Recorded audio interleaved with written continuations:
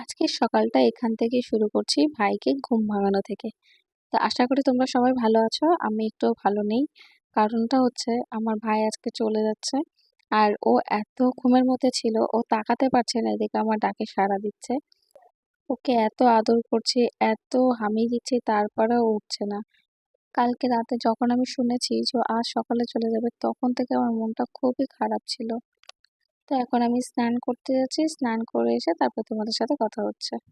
আমার স্নান করে আস্তে আস্তে এদিকে ভাই ঘুম থেকে উঠে পড়েছে, আর উঠে আমি বলছি একটু হাই করে দাও, ও এদিকে হাই ছেড়ে দিয়েছে। আর ওর এখনও ঘুমের ভাবটা কাটেনি। আর ওর কথাগুলো আমার যে কী ভালো লাগে, খুব পাকা পাকা কথা বলে। আর এখানে আমাকে বলছে ও স্নান করতে যাবে, তাই বলছে আমাকে স্নান করিয়ে দাও।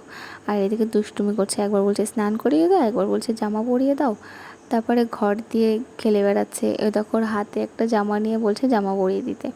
তারপরে ওর চোখের সামনে পড়লো আমার সিরামটা। এই সিরামটা ও একটা পুরোই নষ্ট করে ফেলেছে। এখানে আমিও স্নান করে পুরো রেডি হয়ে গেছি, তারপরে আমার ভাইও রেডি হয়ে গেছে, ও পুরো কমপ্লিট। আর এই জামাটা পরে আমার ভাইকে কেমন লাগছে প্লিজ তোমরা জানিও। আমার ভাই তো খুব পছন্দ হয়েছে, এই জামাটা আমি গিফট করেছি। তারপর আমরা সবাই মিলে বেরিয়ে গেলাম। আর আজকে আমার এত কষ্ট হচ্ছে কেন, কারণ হচ্ছে আমার মা ভাই যেখানে থাকে সেখানে তারা চলে যাচ্ছে। আর আমার আজকের দিনেই এক্সামটা পড়েছে। তো যাই হোক, আমরা বাড়ি থেকে বেরিয়ে গেছি, বেরিয়ে এখন স্টেশনে যাচ্ছি। আমার ভাই এবার এসে 2 মাস ছিল, সত্যি বলছি ও চলে যাচ্ছে আমার একটু ভালো লাগছে না। আর এমনভাবে জড়িয়ে ধরেছে আমার ওকে ছাড়তেই ইচ্ছা করছিল না। আঙুল কামড়ালে বলে নড়চড় লাগে না। তো আমার ভাই যখনই বাড়ি থেকে বেরোতো আমি তখনই ওকে আঙুল কামড়ে দিতাম, আর ও আমার আঙুল কামড়ে দিত। কিন্তু আজকে এত জোরে আঙুলটা কামড়েছে, স্টেশনে সবাই শুধু আমাদেরকে দেখছে যে কী করছে এরা 2 ভাই বোনে। আর আবার দেখো আমার মুখে থুতু দেবে।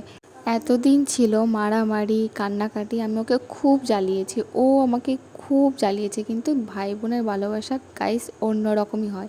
আর এই দেখো দেখো ও কামড়ে আমার কি করেছে। ট্রেনের মধ্যে আমার কোলে বসে বসে বাইরের দৃশ্য দেখছিল।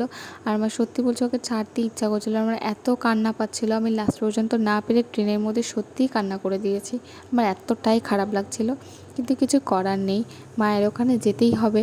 ভাই আমার কোলে বসে বসে বাইরের দৃশ্যগুলো আমাকে বলছে ওই দেখো ওই দেখো। আর আমি শুধু ওর দিকে তাকিয়ে তাকিয়ে ভাবছি আমার ভাই চলে গেলে আমি কি করে সারাটা দিন কাটাবো। ভাই চলে গেল আর আমি এদিকে কলেজে যাচ্ছি, কারণ আজকে আমার এক্সাম ছিল, তোমাদের তো প্রথমেই জানিয়েছি। তো এক্সাম দিতে এসেও আমার একটু ভালো লাগছে না, মানে একটু মন ছিল না যে আজকে আমি এক্সাম দেব। মনে হচ্ছে বাড়ি চলে যাই, বাড়ি চলে যাই। কলেজ থেকে বাড়ি এসে দেখি বাড়িটা পুরো ফাঁকা আর পুরো চুপচাপ। আর যখন ভাই ছিল তখন বাড়িতে একটা আনন্দই কাজ করছিল।